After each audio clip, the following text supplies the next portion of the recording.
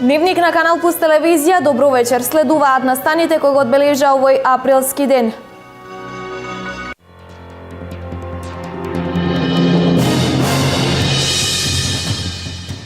Побранувањата во комуналното јавно предпријатие услуга, Советот на општина Берово донесе конкретни мерки за надминување на проблемите.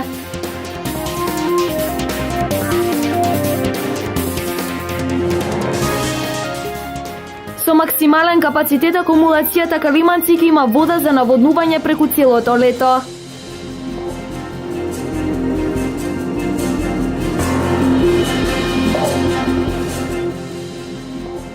Владата со апел, компаниите имаат уште 10 дена за искористување на поволностите кои ги нуди владиниот проект Македонија вработува.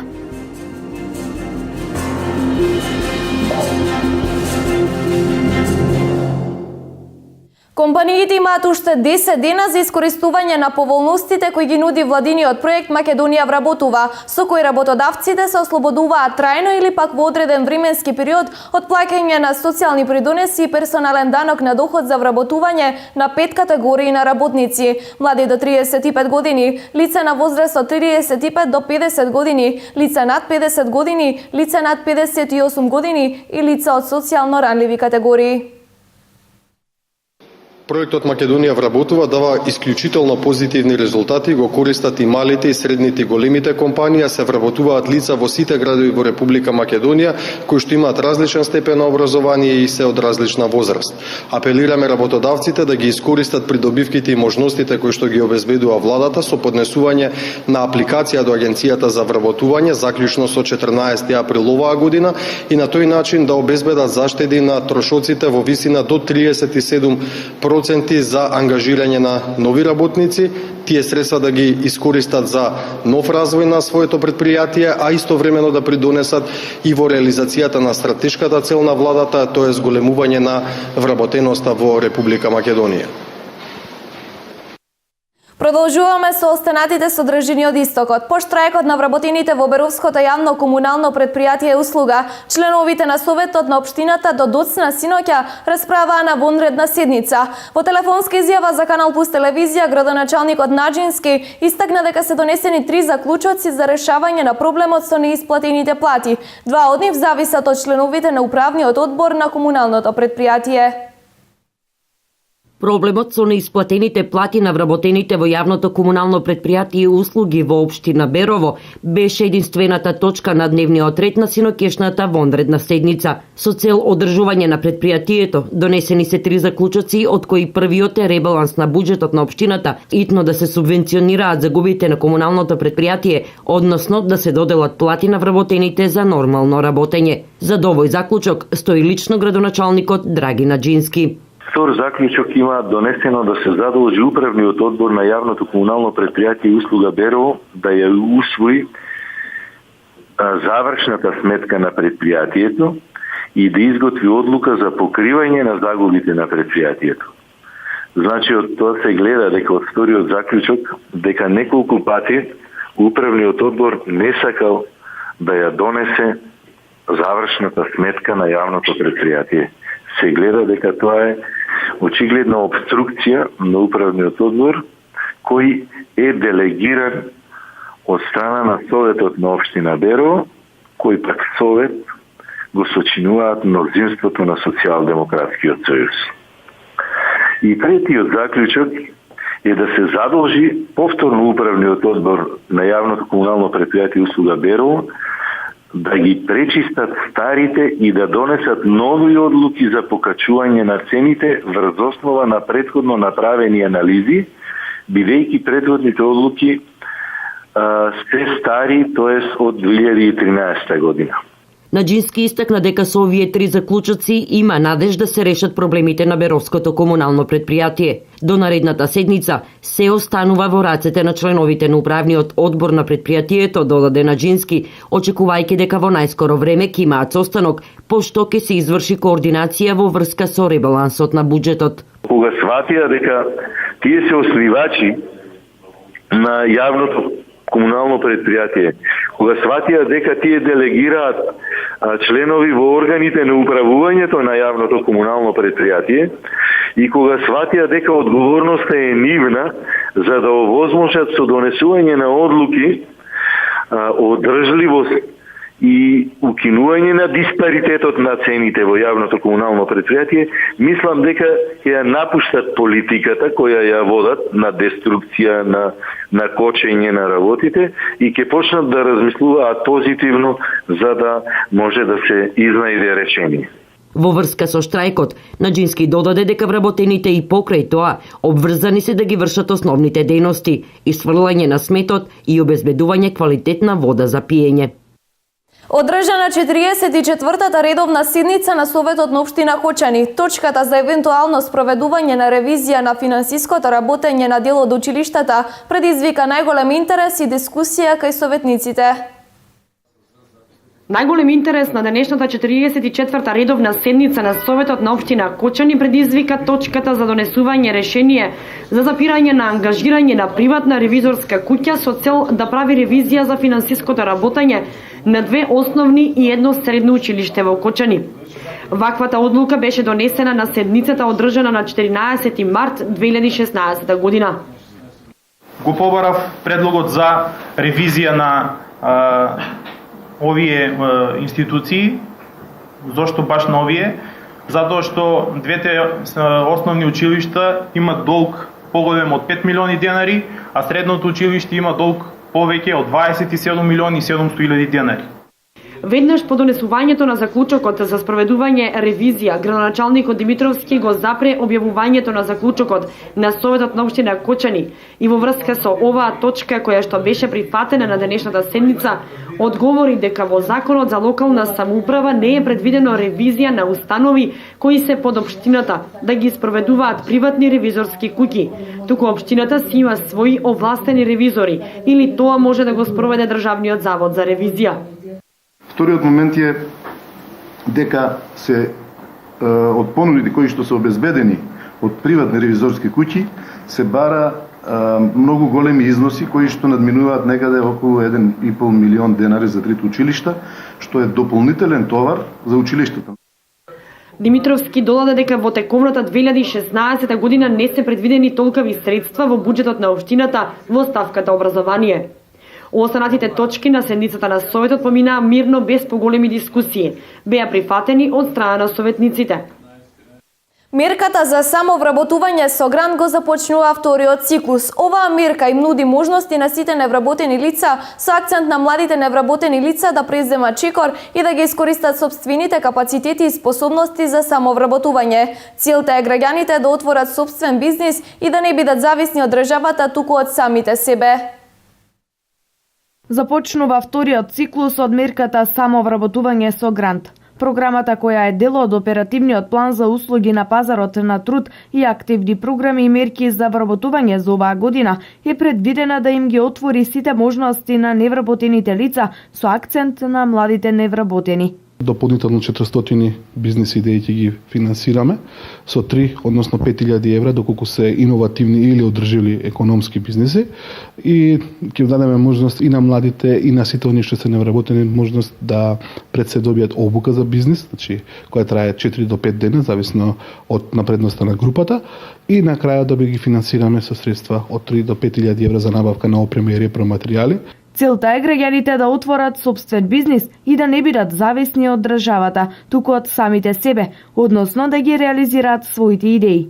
Во првиот циклус, преку оваа мерка имало над 1200 апликации. За оваа година се очекува поголем интерес, вели Поповски. Со тоа што 1150 апликации беа позитивни, односно со положен, да кажеме, прашалник, 971 прашалник беа над 50% успешни, над 50 бода од 100, со тоа што тоа ни дава да знање дека има добар интерес. Голем дел од лицата кои што се на обука се квалитетни, односно имаат квалитетни идеи и тоа е една мотивација понатака да озвучиме што е можно повеќе средства, да офатиме што е можно повеќе бизнес дејности, со тоа што можеби во иднина ќе направиме некои дополнителни измени со што ќе финансираме малку со поголеми средства некои бизнеси кои што можеби имаат иднина, имаат да кажеме одржливост во Република Македонија.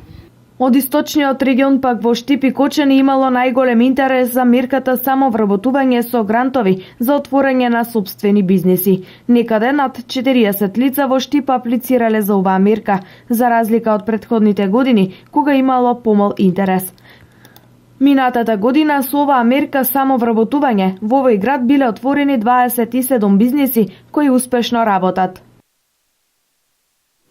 Законот за домување од кој произлегува обврската за избор на управители на колективните стамбени објекти или избор на лиценцирана агенција за одржување на зградите не се спроведува целосно. Станарите се уште не ги знаат обврските од заедничките простории во колективните објекти, велат од агенциите, но инспекторите за домување.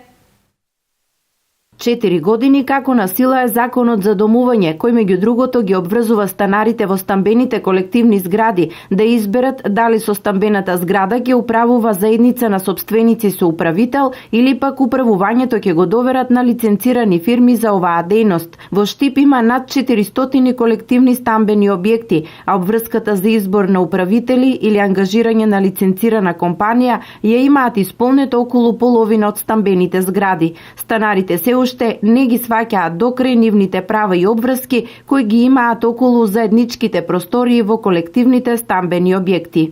Имаат нејасноти околу тоа кои се тие заеднички делови, како на пример оние што живеат на најгорните катови, кога ќе треба да се санира пример кровот, тие од првиот спрат мислат дека тоа не е нивна должност, односно да се соберат пари за санација на било што, истото како што се случува и во оние станари кои што живеат на првиот кат, доколку пукне некоја цевка или се запуши канализацијата, не се согласни да се санира тоа од тие заеднички средства што ги собираат станарите од стамбениот влез. Според општинскиот инспектор за домување во Штип, станарите во стамбените згради се запознати со обврската за избор на управител или лиценцирана агенција, која ќе го врши одржувањето на заедничките површини во зградите, но законската обврска не се исполнува во целост. Луѓето се запознати со тоа, они си бират меѓу нив, имат си председател на куќен совет, они ги си решат кои условите какви се, колку е плаќањето, дали се задоволни. Имат право да го сменат, агенцијата да ја сменат, ако не се задоволни од одржувањето. Во колективните стамбени згради каде не постои согласност на станарите и се уште нема ниту председател, ниту управител или лиценцирана агенција, судот по службена должност може да назначи управител. Доволно е само еден станар да поднесе барање до надлежниот суд. Сите останати одлуки, како избор на управител или избор или промена на агенција за домување, се вршат со просто мнозинство на представници од сите станови во еден влез во зградите.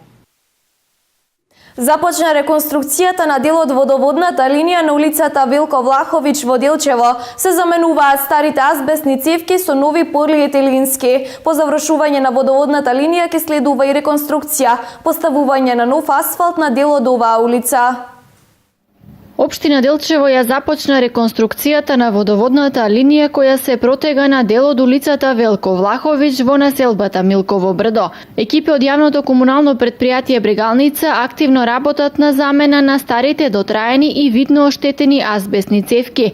Ке се постават нови водоводни полиетиленски цевки со профил Фисто. Овие градежни активности се претходница на градежните зафати кои следуваат во наредните 20 на дена, за кога е предвидено да започне и реконструкцијата со нов асфалт на најоштетениот дел од оваа улица во должина од околу 200 метри. Средствата за реконструкција на водоводната линија на дел од улицата Велко Влахович, како и за новиот асфалтен пат, се обезбедени од буџетот на општина Делчево. Виница нуди 20 хектари државно земјиште кое ќе се издава по пат на електронско јавно надавање. Огласот е во тек, а парцелите се во Блатец, Истибања и Пеклани. Нови 21 хектар земјоделско земјиште во Виничко по пат на електронско јавно надавање ќе се даваат на долгогодишен закуп. Парцелите за кои веќе постои интерес се во околината на Блатец и село Истибања. На територија на општина Виница се објавени 21,4 хектари и тоа пред се во катастарски општини Блатец, Тоа се 7 парцели кои се групирани во една географска целина со површина од 53 декари или 5,3 хектари.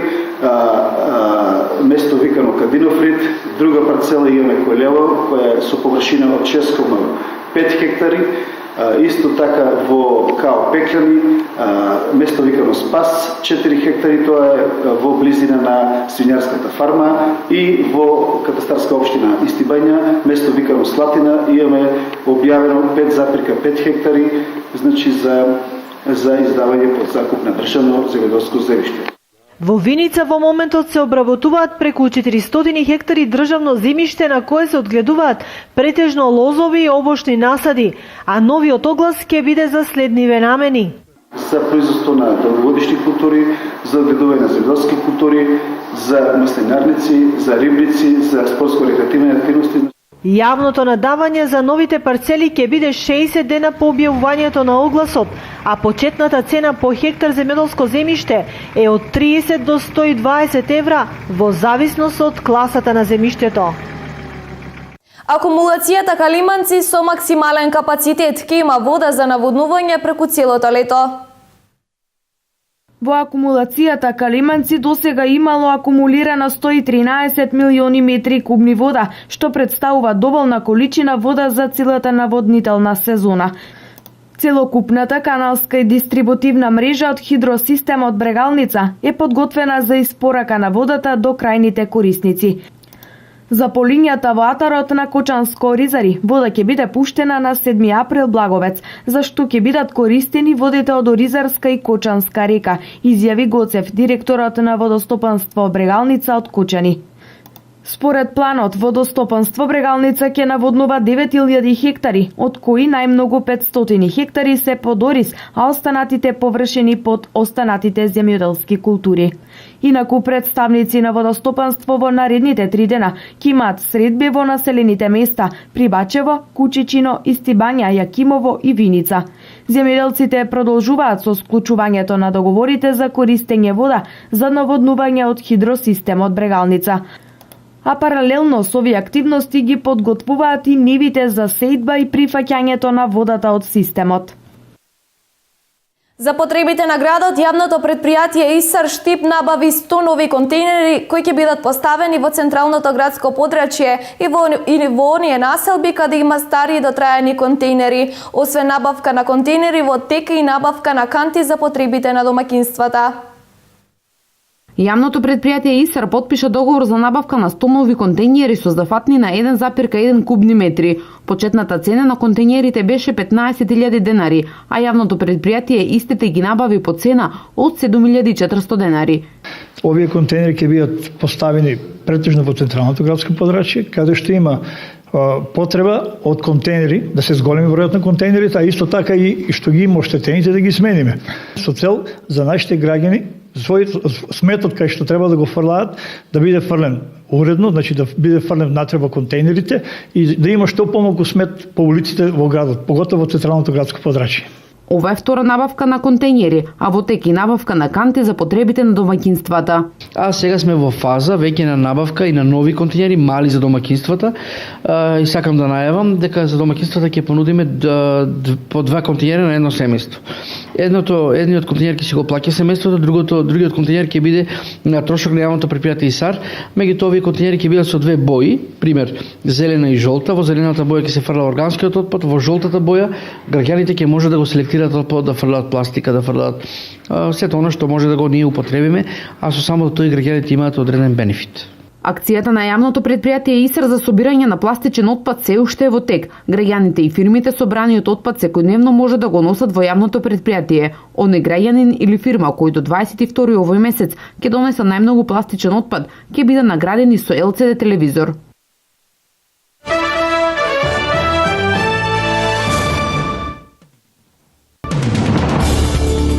Иран ќе продолжи да го зголемува производството и извозот на нафта, додека не ја достигне пазарната позиција пред поведувањето на санкциите, изјави иранскиот министер за нафта Биџан Занганех. Изјавата на Занганех доаѓа пред состанокот на земјите членки на ОПЕК, закажан за 17 април во Доха, на кој тема ќе биде можно замрзнување на производството на нафта како мерка за справување со ниските цени. Според експертите, ставот на Иран дополнително ги загрозува шансите за ефикасен резултат од состанокот во Доха. Фактите опишани од националните и меѓународните медиуми, наречени панамски документи, ќе бидат предмет на истрага, се наведува во соопштението на Министерството за правда на Панама. Премиерот на Исланд е една од првите жртви на оваа даночна афера, откако се откри дека заедно со сопругата поседуваат фирма на Панама со милиони долари. Овие документи открија дека председателот на Русија, Владимир Путин, сокрил имот вреден 2 милиарди евра преку фирми и сделки во Панама, но покрај него се изложија и лидери и политичари од земјите од западниот свет. Тука спаѓаат и председателот на Украина, кралот на Саудиска Арабија, децата на председателот на Азербејџан и други. За тежината на оваа протечена база на документи говори фактот дека после објавувањето, премиерот на Велика Британија, Дејвид Камерун, најави организирање на итен самит на лидери на кој ќе се разговара за опасностите од концептот на офшор држави. Унгарската влада од Соединетите Американски држави ќе го побара предупредувањето од СИА, во кое наводно се споменува Будимпешта како потенцијална цел на терористите. Според информации објавени во полските медиуми, цели на терористите ќе бидат Варшава, Будимпешта и Берлин. Се смета дека закани ќе има на масовни настани. Владата на оваа земја сите закани ги сваќа многу сериозно и прави се што е во нејзина можност за да ги заштити граѓаните. Од владата на Унгарија велат дека е рано за да се подигне нивото на безбедност.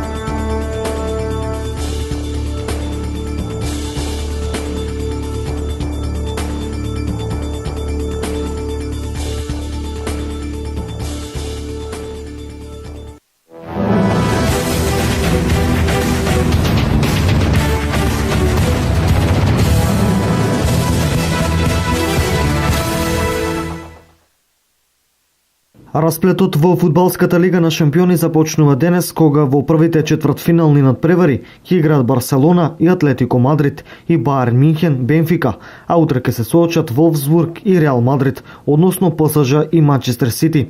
Надпреварите во Барселона и Мюнхен ќе започнат во 20 часот и 45 минути. Во истиот термин ќе се одиграат и надпреварите во Париз и Волфсбург, кои на програмата се веќе утре.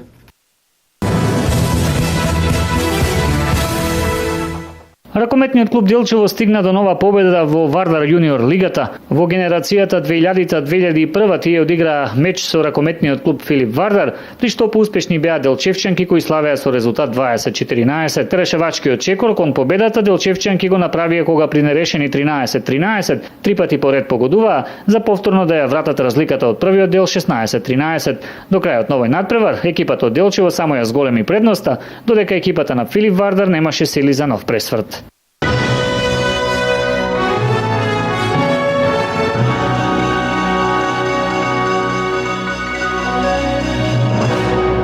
Ово беше се за ова издание на Дневникот на Канал Плюс телевизија. Ви посакувам пријатна вечер со програмата која следи.